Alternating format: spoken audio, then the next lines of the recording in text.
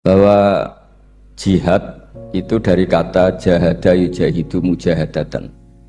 Kalau masdar mujarrodnya jahida dan baca jahada jadu jahdan wa jihadan, itu maknanya serius menekuni sesuatu.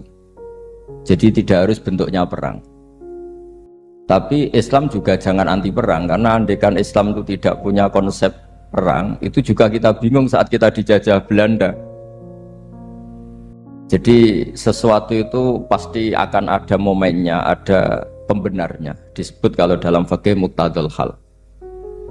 Saya masih ingat beberapa cerita lesan. Dulu perang itu harusnya 7 November. Bung Tomo datang ke Mbah Hashim. Tapi kata Mbah Hashim jangan, kata Kiai bagian nyeblokno pesawat urung teko. Walhasil nunggu Ki Abbas dari Buntet Pak Kapolres itu doanya spesial untuk menjatuhkan apa? Pesawat. Saya kebetulan banyak kenal sama cucu-cucu Ki Abbas Buntet. Tanggal 10 datang terus perang dimulai. Dan itu menjadi perang sejarah karena jenderal dari Belanda ya, dari Inggris ya, itu sampai meninggal. Jadi siapa Malabi ya? Jadi intinya Anda jangan berpikir bahwa negara ini didirikan hanya oleh umarok.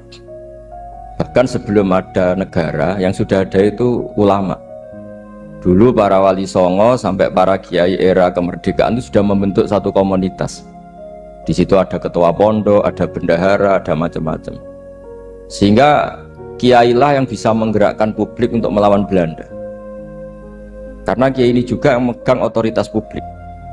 Ketika seorang Basim Asy'ari memfatwakan jihad itu fardhu ain, maka semua orang berpikir harus jihad melawan kehadiran Belanda atau penjajah mana saja. Tapi itu satu sisi ya. Di sisi yang lain, bahasa Arab itu ada sisi uniknya. Kalau menamai penjajah itu musta'marin atau al-isti'mar. Isti'mar itu meramaikan dunia. Karena memang bangsa kita dulu itu ya aneh. Tapi nak sampean ngrasani teman-teman ya kualat itu babai jenengan. Kita ini dulu memang ya agak aneh. Belanda itu sudah penjajah, tapi sama buyut-buyut kita dipanggil Doro. Bisa kamu bayangkan kiai saat itu untuk mengingatkan masyarakat pentingnya melawan Belanda. Wong manggil Belanda saja Doro tuan. Terus kemudian kita berfatwa melawan Doronya. Jadi benahi ilmunya saja wis sak penggawean kira-kira. Jadi ngelola orang bodoh itu ya kangelan. Enggak dikelola itu bangsa kita, dikelola itu ya rodok gedok banget. Wong ngundang penjajah apa? Doro. Jadi itu PR besar. Tapi kiai itu punya seni untuk memberi penjelasan. Makanya di antara kelebihan ulama itu pasti warasatul anbiya itu di fatonah ada unsur kecerdasan. Cerdas itu seni mengelola pikiran manusia, itu namanya cerdas. Makanya saya berkali-kali kalau ngaji harusnya orang itu semuanya itu pengagum ilmu, jangan pengagum fakta, tapi pengagum ilmu. Ya saya berkali-kali mencontohkan, kalau Anda suami yang miskin, nggak punya uang, terus pulang dimarahin istri karena nggak punya uang atau kerja tidak sukses, harusnya kamu bangga. Anda juga kan yang berteori kalau suami nggak becus itu pasti dimarahin.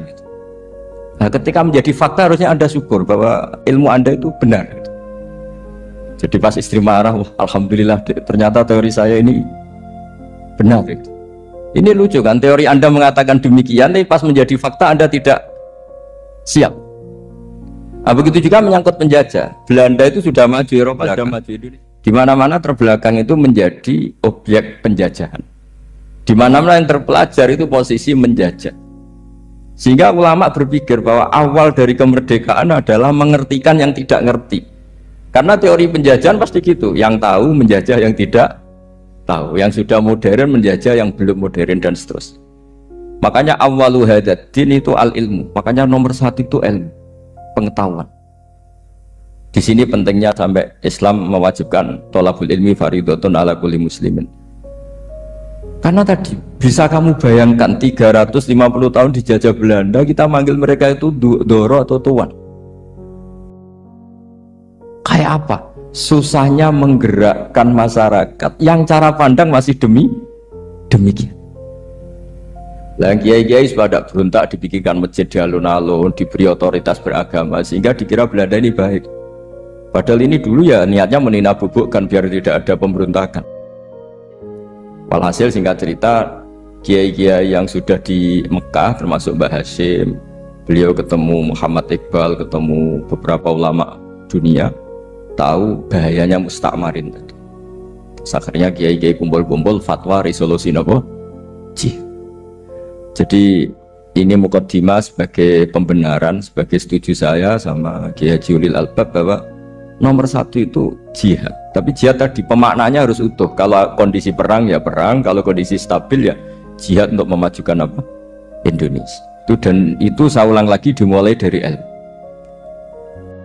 Sebelum saya ngaji Minhajul Thalibin saya cerita ilmu itu apa? Ilmu itu sederhana, sesuatu yang mudah.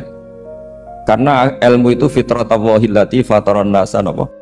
Misalnya begini, saya orang miskin, nggak punya apa-apa, sudah nggak punya apa-apa, nggak punya jabatan, terus keluarga yang nggak pati loyal, mungkin istri ada ngidolakan kita, bahkan anak kita sendiri juga nggak ngidolakan kita. Itu kan sial-sialnya orang, anak kita aja nggak pernah ngidolakan kita. Tapi untuk bahagia itu sebenarnya sederhana. Sederhananya begini, orang pinter itu ingin mempertahankan kehidupannya, pinter sampai berobat habis banyak ke Belanda, ke Jepang supaya mempertahankan nyawanya. Si miskin ini kalau dia setiap makan, ya Allah, saya dengan makan ini mempertahankan nyawa saya. Sehingga makan itu satu kajian ilmiah bahwa ini luar biasa. Bahwa orang punya Alphard, punya uang 1 miliar, itu tidak mempertahankan sesuatu yang pokok, yaitu nyawa. Orang tidak punya Alphard itu hidup, nggak punya uang 1 miliar hidup. Tapi kalau nggak punya nasi 1 piring, nggak punya air 1 gelas bisa mati. Artinya apa? Orang miskin itu yusyarikul aghniya, sama dengan orang-orang kaya dalam hal kepemilikan hal-hal yang pokok. Tapi kadang-kadang orang miskin itu ya nyon sewu agak belagu, sudah miskin ingin punya Alphard, sudah miskin ingin punya uang, ya dia tersiksa. Harusnya cara berpikir nggak punya Alphard tuh masih hidup, nggak punya uang 1 miliar masih hidup. Yang punya Alphard hidupnya juga pakai nasi 1 piring, yang punya uang 1 miliar juga pakai nasi. Ya kalau itu kan sama, saya punya. Kalau gitu kan bisa miskin rasa kaya. Itu memang harus dilatih. Nah, kalau orang kaya kan rumahnya banyak di mana-mana. Memangnya kalau rumahnya banyak di mana-mana terus tidur di sini 1 jam, di rumah itu 1 jam, malah nggak bisa tidur kan? Tetap aja yang dipakai 1 kamar. Itu gunanya apa punya rumah banyak? Setidaknya zaman miskin itu dia berpikir gunanya apa punya rumah banyak untuk dipakai ya hanya 1. Meskipun suatu saat kalau dia kaya juga berpikirnya agak rubah. Ya penting punya rumah banyak biar kemana-mana punya rumah, nggak apa-apa. Tapi sementara masih miskin jangan berpikir seperti itu. Nah, yang menjadi miskin kacau kan sudah miskin berpikirnya gaya orang kaya, itu kecelakaan. Lah itu ilmu, maksud saya itu ilmu. Jika dulu Nabi ngajari orang miskin itu sederhana, ketemu orang miskin sama Nabi diajarkan. Nabi diantara ajarannya begini, ada seseorang man asbaha, orang yang setiap harinya mu'afan fi jasadi, dia sehat, aminan fi sirbi, negara dalam keadaan aman, tidak dalam ancaman, indahu qutu yaumi, dia hari itu punya makan, faka'an nama khizat lahu dunya bihadafiriha, berarti dia sudah punya dunia dan seisinya. Karena polanya sama. Buat Presiden Amerika itu yang untuk mempertahankan nyawanya ya makan pokok dan minuman pokok, bukan jabatannya sebagai presiden atau punya uang triliunan. Orang paling kaya di Indonesia juga gitu, untuk mempertahankan hidupnya juga dengan makanan pokok. Dan itu orang miskin pun. Kehidupan paling top itu apa? Ya kehidupan yang mempertahankan nyawa itu yang paling top, lainnya itu enggak. Karena mempertahankan nyawa ini super penting dan orang miskin bisa. Nah, saya berharap ilmu seperti inilah menjadikan dulu itu kuat ketika melawan Belanda. Kenapa kuat? Karena mereka gampang syukur. Barokahnya gampang syukur itu selesai dengan dirinya sendiri. Kalau bahasa intelektualnya itu, orang kalau sudah selesai dengan dirinya sendiri bisa berpikir memanfaati pada orang. Dulu orang-orang miskin ketika era sahabat, termasuk era para ulama yang mendidik para umatnya, itu selesai dengan dirinya sendiri. Nah sekarang banyak orang miskin juga termasuk orang kaya, bahkan belum selesai dengan dirinya. Wah itu angel, ngajak jihad angel, karena dengan dirinya saja belum selesai. Maka masyhur itu kan ketika perang Tabuk ada orang datang kira-kira kalau Indonesia pakai beras 4 kilo, ya Rasulullah yang 2 kilo tak kasihkan keluarga kami supaya bisa makan, yang 2 kilo tak kasihkan jenengan untuk biaya perang. Perang Tabuk itu perang tersulit, disebut perang Dhatil Usra. Sekarang hitung saja, ini coba dihitung, mungkin yang bagian kasir tahu. Kalau 2 kilo kali 3.000, umat Islam pas itu sekitar hampir 3.000, itu sudah 6.000 kilo. 6.000 kilo itu artinya apa? Orang miskin ketika perang membiayai dirinya sendiri, itu satu.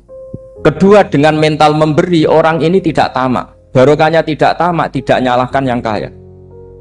Efek dari itu apa ketika perang Tabuk? Sumbangan dari Sayyidina Utsman yang jumlahnya besar sekali, yaitu diantaranya 1.000 dinar. 1 dinar kira-kira 4,25 gram, berarti sekitar 4.000 gram.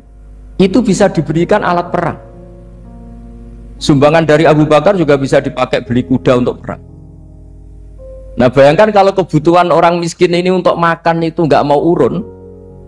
Wah saya miskin, nggak perlu urun, nah, saya miskin dipakai alasan terus. Maka jumlah 3.000 ini akan mengurangi anggaran untuk belanja peralatan perang, karena untuk konsumsi orang miskin. Dan gitu kadang mangane tanduk itu kan repot. Wes miskin mangane tanduk, nak antri mo kan ribet. Artinya apa? Perang ini tidak fokus karena ngurusi konsumsi untuk orang-orang miskin. Nah, dulu zaman Nabi orang miskin pun semuanya heroik. Mereka dibantu gak mau, inginnya bantu. Sampai dicibir sama orang munafik. Apa gunanya sedekah 2 kilo? Wong perang ini perang besar antar negara. Pas itu mau perang melawan Romawi.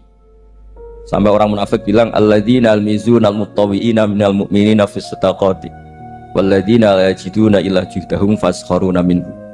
Orang-orang munafik digambarkan Allah orang-orang yang mencibir sedekah kecil. Untuk perang besar kok sedekahnya hanya 2 kilo. Tapi yang mahal bukan 2 kilonya. Kalau ada 1 juta orang miskin menyumbang negara 20.000, itu artinya apa? Kita punya rakyat yang inginnya hubungannya dengan negara memberi. Tapi coba kalau kita 2 juta rakyat yang inginnya dari negara mendapat, pegawainya demo ya.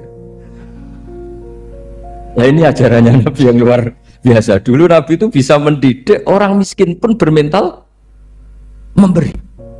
Nah barokahnya bermental mandiri ini mereka selesai dengan dirinya sendiri.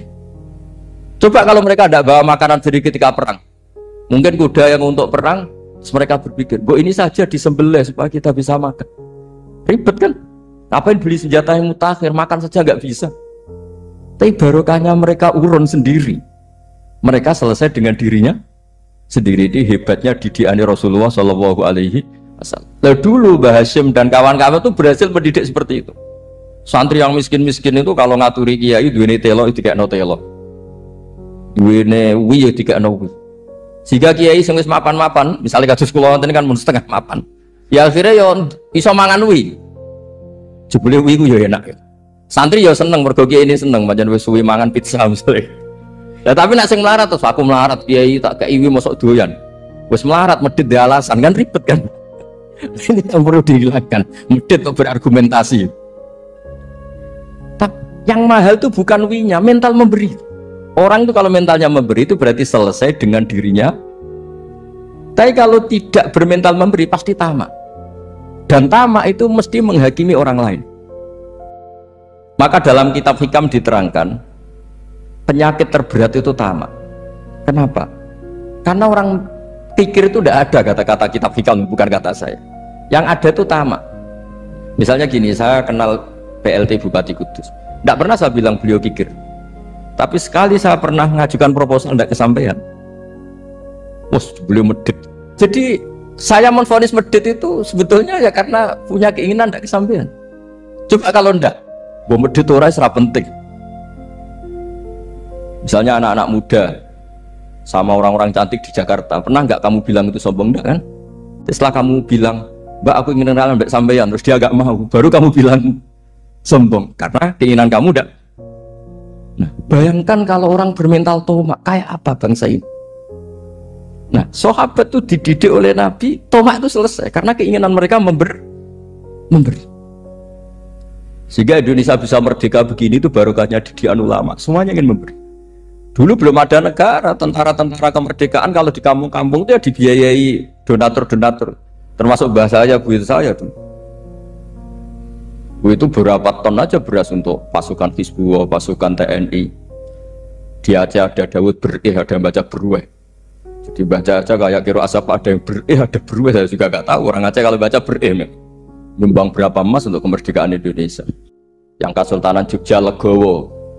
Jogja tidak lagi negara tapi diberikan bagian dari Indonesia dan seterusnya.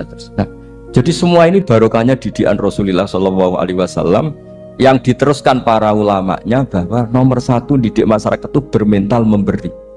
Dengan bermental memberi apapun kecilnya ini selesai dengan dirinya sendiri. Itu kalau sampean nggak punya mental memberi nanti pulang dari Pemda, acara ini kabupaten berkata ini ribet gitu. Awas itu, bar ngaji langsung lali berarti sampai. Sudah kalau nggak urun ini sudah luar biasa, nggak urun untuk berkat itu sudah luar biasa. Jadi itu yang makanya Nabi itu Quran dimulai wa mimma razaqnahum apa? Yunfikun. Quran mengajarkan bermental memberi, yunfikun. Nabi berkali-kali ngulang al yadul ulya khairum al yadis sufla. Dan memberi itu tidak harus nunggu kaya. Gambarannya Quran tentang orang baik itu gimana? Alladzina yunfikuna fis sarra wadorro, bukan fisarro saja, ketika wadorro juga. Saya pernah guyon sama orang kaya di Jakarta, dia uangnya miliaran, mungkin malah triliun. Guyon sama saya, Gus saya ini sudah sekian bangun masjid di mana-mana, saya ini berarti hebat. Enggak, kata saya, nggak ada masjid agama tetap jalan kata, karena di kampung-kampung sudah banyak masjid kata, masih keren tukang becak kata. Kok bisa Gus? Sampai nyumbang masjid 1 miliar, itu masjid apa kata? Ya masjid-masjid besar, nah itu paling dipakai kubah atau menara atau apalah yang tidak mendesak. Tapi kalau orang miskin ngutangi orang miskin itu kalau nggak utang hari itu nggak makan. Kan nggak mungkin tukang becak ke utang ada bank atau orang kaya raya kan kenal saja enggak. Mesti orang miskin utangnya sama orang miskin. Saya kalau orang kaya utang Habibidin mesti mau beli Innova karena level orang elit. Jadi utangnya itu beli Innova, aksesoris Innova, seri terbaru. Tapi kalau orang miskin sama orang miskin, utangnya itu beras untuk nyawa. Artinya apa? Kalau saya diutangi Habibidin untuk beli Innova, itu ganjarannya itu sekunder. Tapi kalau sesama orang miskin itu ganjarannya primer. Keren mana? Hutang-hutangannya orang miskin sama orang kaya. Satu menyelamatkan nyawa, satu menyelamatkan citra. Dia baru sadar tuh, ternyata orang miskin lebih hebat ketimbang saya, lebih hebat tapi tidak usah ditiru kata saya. Cuma dia menjadi tidak sombong sekian miliar yang disumbangkan ke masjid karena dia menjadi tahu ternyata itu tidak banget. Nah kecuali masjid-masjid yang kamu nyumbang memang masjid perintis di daerah-daerah yang belum ada masjid. Kalau masjid-masjid besar itu kan kadang kebutuhannya sudah selera bukan pokok. Nah saya ini cerita ya jadi supaya orang tahu lah. Zaman Nabi itu orang sudah selesai semua dengan dirinya sendiri. Jadi maksud saya Islam nggak apa-apa tanpa masjid itu masjid yang sudah sifatnya selera. Indonesia kan masjid sudah sifatnya selera semua. Yang dikatakan masjid pokok kan yang dipakai sholat bisa, dipakai alat sesuci bisa. Tapi kalau sudah selera ya pondasinya harus begini, lampunya harus dari kristal, terus kubahnya itu sudah selera. Nah rata-rata sumbangan yang miliatan itu kan sudah ke selera. Sementara orang miskin utang-utangan sama orang miskin untuk menyelamatkan apa coba? Nyawa.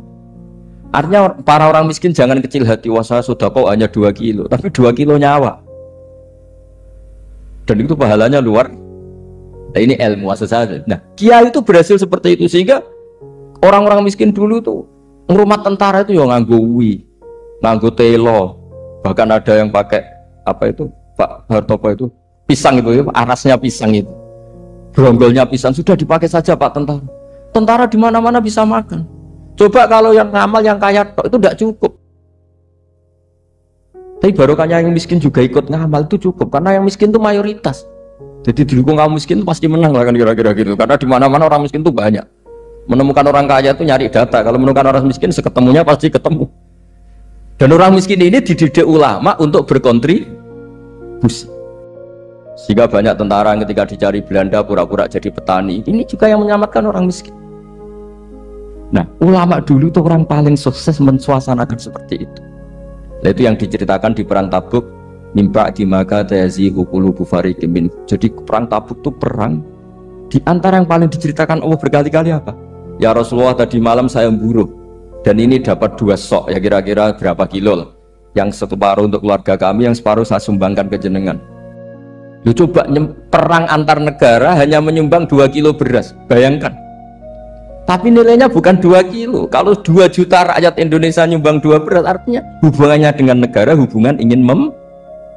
Dan barokahnya hubungan ingin memberi, ora pati kecangkeman tomak, ora pati kakean menuntut. Ini yang mahal itu yang gak ternilai itu. Dan itu menjadi kekuatan yang luar biasa sehingga umat Islam bisa mengalahkan pasukan Romawi. Nah, Indonesia dulu kira-kira seperti itu prakemer. Bismillahirrahmanirrahim. Wasani asyara assalam. Ya, kita tahu secara i'rab kalau sani pakai i'rab isim mangkus, tapi untuk asyara tetap mabni nasab, mabni fathah maksudnya. Jadi semua ulama ngendikan adat mulai ahada asyara sampai tis'ata asyara tetap berstatus mabni apa? Fathah. Sehingga di Quran inni ra'aitu ahada asyara kaukaba. Terus di surat Mudassir alaiha tis'ata asyar. Padahal itu jadi mubtada muakhir. Berarti alaiha itu tetap yang ngatasin neraka tis'ata asyara utawi 19. Tetap bacanya bukan tis'atu asyarin tapi tis'ata asyara. Jadi kita tahu secara hukum nahwu adat mulai ahada asyara sampai tis'ata asyara itu mabni apa? Fathah. Cuma khusus sani asyar yang saninya ini berstatus mangkus karena ada yaknya itu. Wasani asyar assalam wa aqalluhu assalamu alaikum wal asoh jawazu salamun alaikum. Qultu al asoh al mansus la yujzi'u. Jadi ulama itu ya lucu. Yang satu bilang al asoh boleh salamun alaikum tanpa al. Tapi kata Imam Nawawi al asoh harus assalamualaikum, sama-sama diklaim sebagai kaul paling apa? Asoh. Karena seperti kita tahu dalam bab fikih perkhilafan ulama itu rahmat. Ya, saya ulang lagi, perkhilafan ulama itu rahmat. Contohnya ya ini, saya ulang lagi ya. Nomor 11 itu. Wasani asyar iku assalamu. Ya, terus di sini disebut wa aqalluhu iku assalamu alaikum pakai al, assalamu alaikum. Wal asohu te kaul sing asoh iku jawazu salamun alaikum olahe nglafatno mu salamun alaikum. Terus kultu dawe Imam Nawawi al asoh al mansus la yujzi'u wallahu a'lam. Jadi menurut Imam Rafi'i boleh salamun alaikum tidak pakai apa? Al. Itu juga diklaim sebagai al asoh. Tapi menurut Imam Nawawi yang al-asoh harus assalamualaikum, tidak boleh salamun alaikum. Terus wallahu a'lam wa annahu la tajibun niyatul khuruji. Jadi ketika Anda salam tidak harus niat keluar dari apa? Sholat. Dengan kamu salam berarti otomatis keluar dari apa? Sholat. Nah, ini menjadi problem menurut pemikiran banyak ulama karena ketika masuk sholat harus niat masuk sholat. Karena ketika kita takbir kan bisa takbir demo, ya kan? Kan macam-macam kan? Makanya untuk membedakan itu kan niat. Memang ini kata ulama bukan kata saya. Sekedar melafadzkan takbir ini kan demo ya takbir. Kamu kagum sesuatu juga takbir. Orang Indonesia itu kadang orang nggak sholat pun bilang subhanallah, memang sudah jadi bahasa nasional. Kalau kaget tuh bilang. Karena saya punya kenalan Cina itu kalau punya uang ya mohon alhamdulillah. Tak tanya kok bilang alhamdulillah. Orang-orang Islam tuh kalau seneng bilang alhamdulillah. Yang ribet itu kubu sebelah. Kalau orang NU mau layasol itu mana tanya, Gus itu doa orang makan. Kok bisa? Biasanya orang NU kalau makanan sudah keluar mau layasol ribet.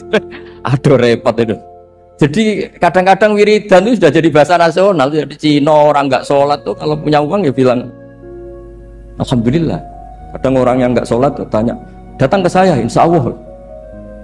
Ya ribet, makanya ulama itu berdebat. Lafaz-lafaz seperti ini itu apakah wiridan, apa adat?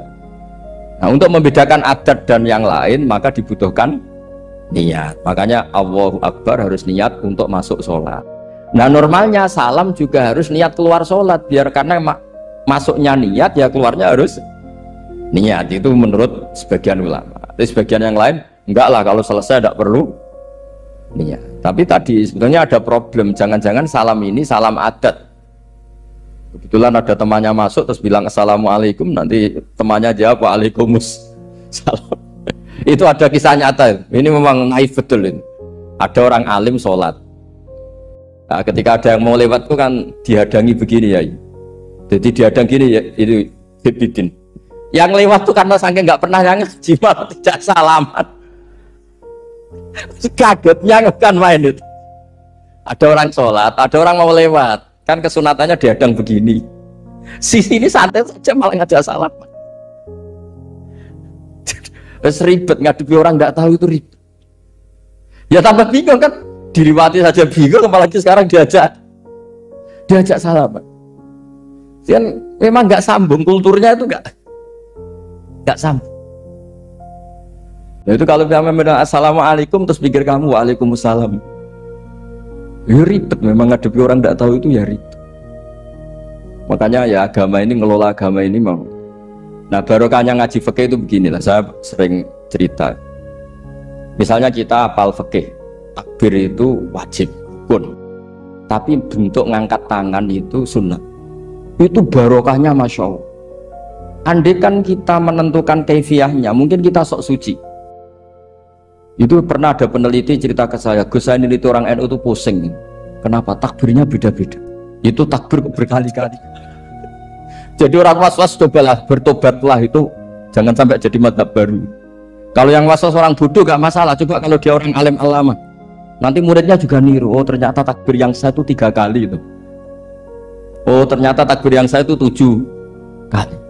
Itu kalau dia jadi imam. Kalau dia jadi makmum nyampai ini pinggirnya, sampai pinggirnya takut karena bulan baleni. Ada yang kayak orang nggak punya uang, Allahu Akbar tangannya diangkat separuh saja enggak. Itu kan, tapi itu enggak ngefek di Indonesia karena dari awal kiai-kiainya ngajarin ngangkat tangan itu nah caranya juga agak ditentukan, terserah kamu. Begitu juga mau sisihkan tangan itu juga sunat. Sehingga kalau ke Turki atau kemana-mana itu ada yang kayak orang baris, ya kan, habis takbir ya sudah. Ada yang sendakapnya beda-beda. Ada yang nutupi iga yang hilang katanya, sampai begini. Ada yang santai begini. Semuanya nggak jelas. Sehingga itu kalau di militer ini ada Pak Dandim itu juga bingung ini, nggak protap ini kan. Tapi kalau di fikih itu memang kalau sekali nggak diwajibkan terserah masing-masing. Ada yang kayak orang baris, ada yang sendakap begini katanya apa, nutupi iganya yang hilang. Ada yang sambil rasa-rasa, macam-macam. Tapi barokahnya ilmu fikih itu diputuskan memang dari awal tidak wajib. Yang wajib itu takbirnya. Maka duduk juga begitu, meskipun kita sepakat duduk tahiyat ula namanya iftiros, duduk tahiyat akhir namanya tawarruk, itu harus kita vonis, kita hukumi sunnah. Cara seperti itu sunnah. Wa ayyu qu'udin qa'ada shohat sholatu, seperti kemarin di Minhajul Thalibin. Dengan duduk gaya apa saja, sholatnya tetap. Jika kalau kita di Arab, misalnya pas haji, orang Arab itu memang ya agak kacau. Orang Indonesia itu kalau sholat duduk, itu kan memang benar-benar sakit. Sakit sudah agak mau mati itu benar-benar sholat baru duduk. Orang Arab itu enggak. Sholat duduk pakai kursi. Sof itu enggak ada orangnya, ada kosong. Itu jalan kaki, kursinya di bawah. Wong bawa kursi kuat kok sholat duduk. Kalau orang Jawa kan, saya juga iskal, orangnya kalau bawa kursi kuat pindah-pindah tapi kok sholatnya. Kalau orang Jawa gak kebayang, kalau sholat duduk emang bener-bener sakit. Terus saya pernah ditanya lagi sama orang, Gus di Mekah itu kok banyak orang bawa HP, terus kalau ditelepon diangkat soli, itu mazhab apa? Mazhab geblek. Tapi ini kan orang Arab, kan seakan-akan terus mewakili internasional kan, karena pusat banyak tuh. Ditelepon digoleki telepone wong saya wakeh golek ini tok wis kangelan ya. Warang ketemu soli pateni. Nah, kita kan diajarin di GG Indonesia kalau itu membatalkan apa? Jadi ribet. Nah, barokahnya kitab-kitab seperti ini meskipun kita di Indonesia itu mengikuti panduan yang diarahkan atau yang dibagukan oleh ulama-ulama. Nah, Indonesia itu makanya berkah. Saya sering ketemu ulama Mekah itu kalau muji haji Indonesia luar biasa. Bukan sekedar sopannya, memang cara hajinya itu nyari kaul yang disepakati itu sah. Karena memang dilatih KBIH, dilatih Kemenak, masih dilatih kiai setempat. Meskipun niatnya ya kadang tidak baik. Saya pernah tak tanya, kenapa kamu latihan haji sebegitu? Kalau sholat kok enggak, sholat gak sah gak apa-apa, Gus gak bayar, ini kaji. Kemudian itu sholat bedino atau kursus baik kulon. Bareng apa kaji lihat kok terang, tak kok sholat kira tahu tak kok nak kaji kok takut. Nak sholat rasa gak iman, Gus gak bayar, ini kaji. Coba, sebenarnya kurang ajar kata saya.